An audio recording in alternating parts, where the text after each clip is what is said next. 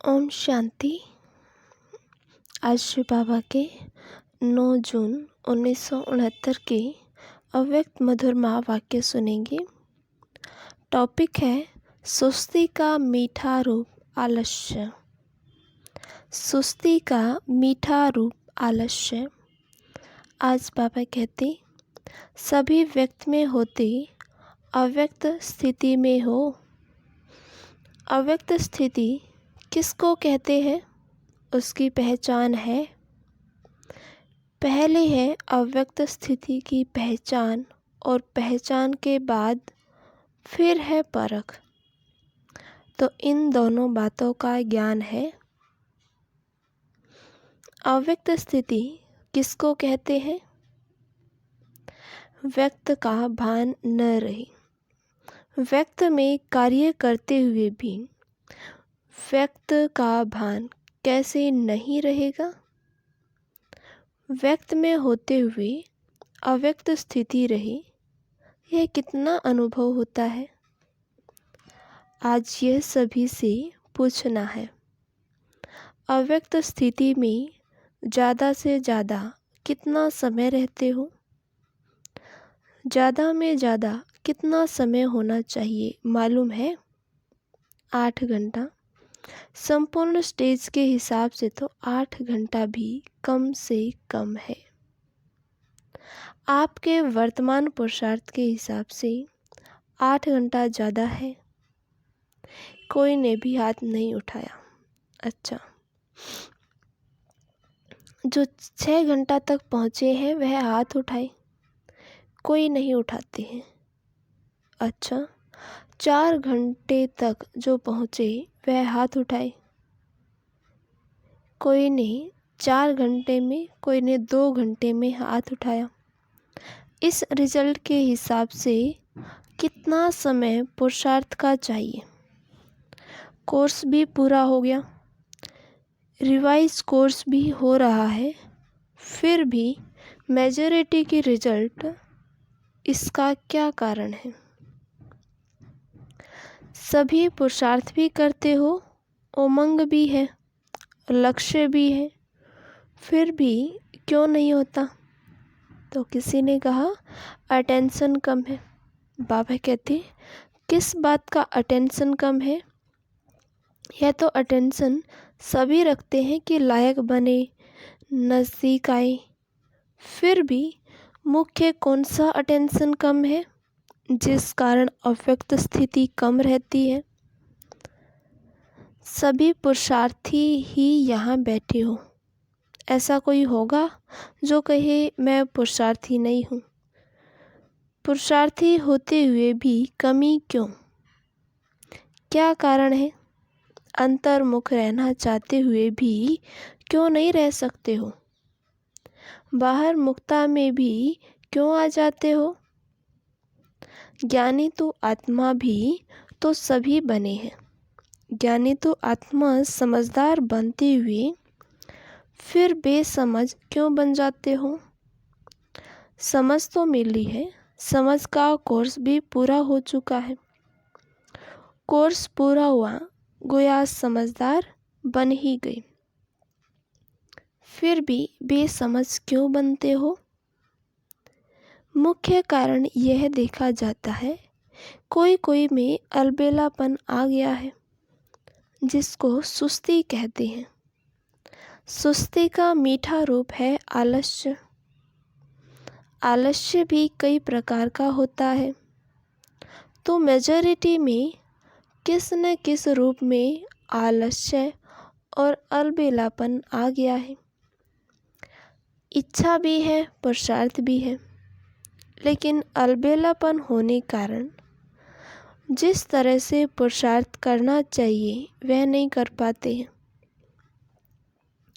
बुद्धि में ज़्यादा ज्ञान आ जाता है तो उससे फिर ज़्यादा अलबेलापन हो जाता है।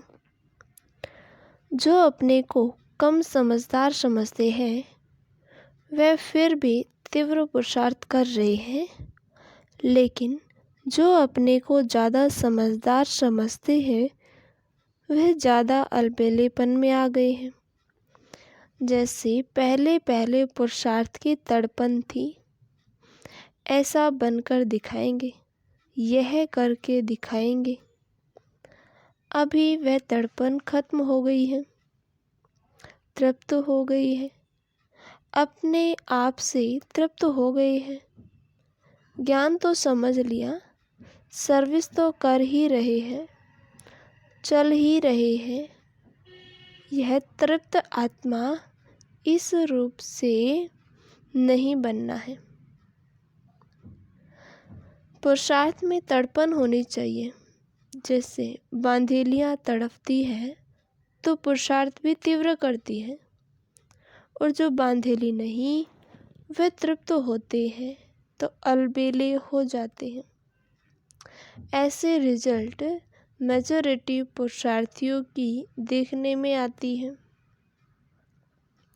हमेशा समझो कि हम नंबर 1 पुरुषार्थी बन रहे हैं, बन नहीं गए हैं। तीनों कालों का ज्ञान बुद्धि में आने से अपने को ज़्यादा समझदार समझते। पहले भी सुनाया था ना, जहाँ बालक बनना है वहाँ मालिक बन जाते हो, जहाँ मालिक बनना चाहिए वहाँ बालक बन जाते हो। तो अभी रूप का, अभी बच्चे रूप का मीठा मीठा पुरुषार्थ तो कर रहे हो, राज्य के अधिकारी तो बन गए, तिलक भी आ गया, लेकिन यह ढीला और मीठा पुरुषार्थ अभी नहीं चल सकेगा। जितना शक्ति रूप में स्थित होंगे तो पुरुषार्थ भी शक्तिशाली होगा। अभी पुरुषार्थ शक्तिशाली नहीं है, ढीला ढीला है।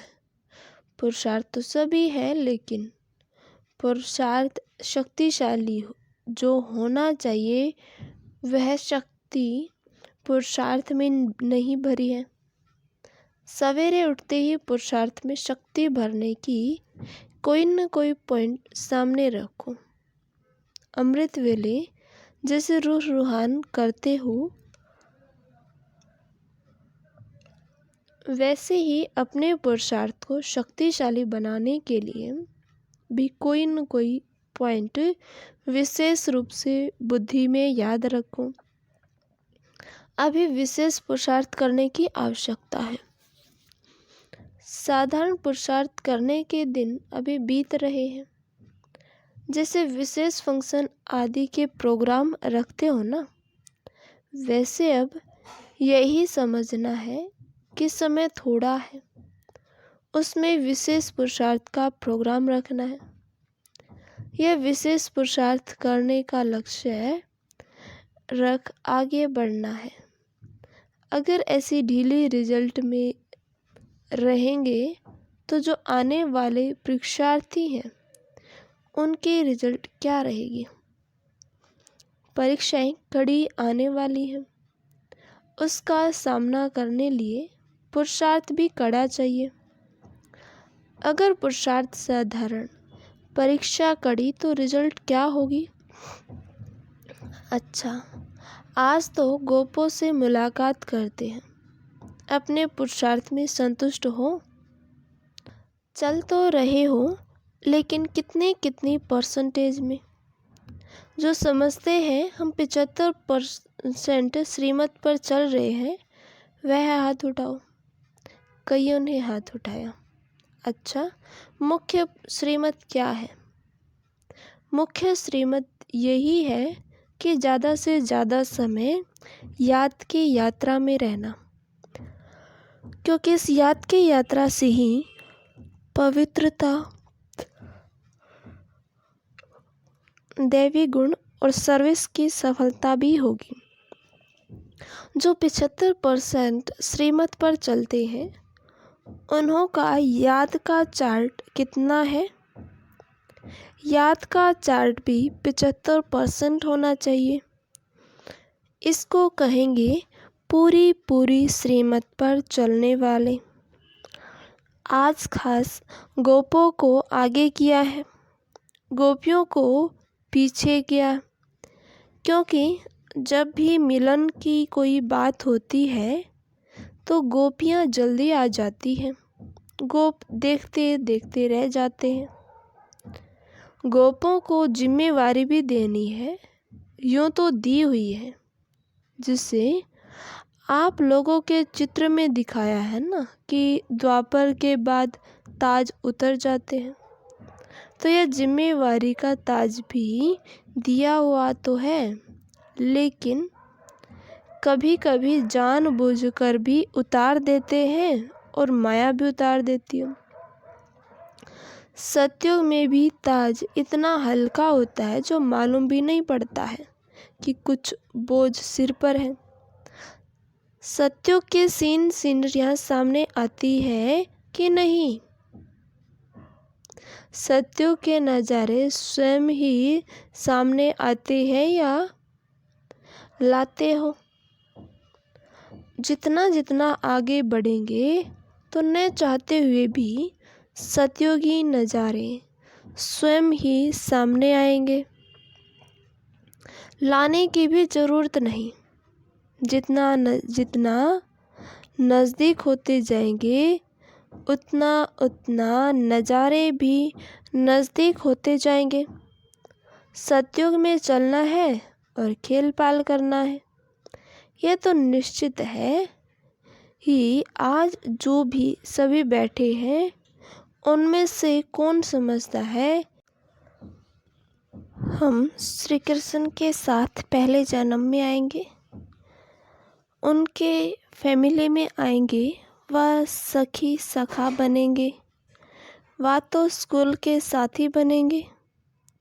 जो समझते हैं तीनों में से कोई न कोई जरूर बनेंगे, ऐसे निश्चय बुद्धि कौन है? सभी ने हाथ उठाया। नज़दीक आने वालों की संगम युग में निशानी क्या होगी? यह कौन अपने को नज़दीक समझते हैं?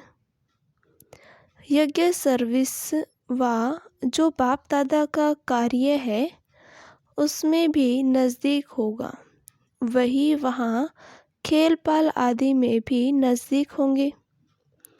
यज्ञ के जिम्मेवारी व बाप दादा के कार्य के जिम्मेवारी के नज़दीक जितना जितना होंगे उतना वहाँ भी नज़दीक होंगे। नज़दीक होने की परख कैसे होगी? हर एक को अपने से पूछना चाहिए, जितनी बुद्धि, जितना तन मन धन और जितना समय लौकिक जिम्मेवारियों में देते हो उतना ही इस तरफ देते हो? इस तरफ ज़्यादा देना चाहिए।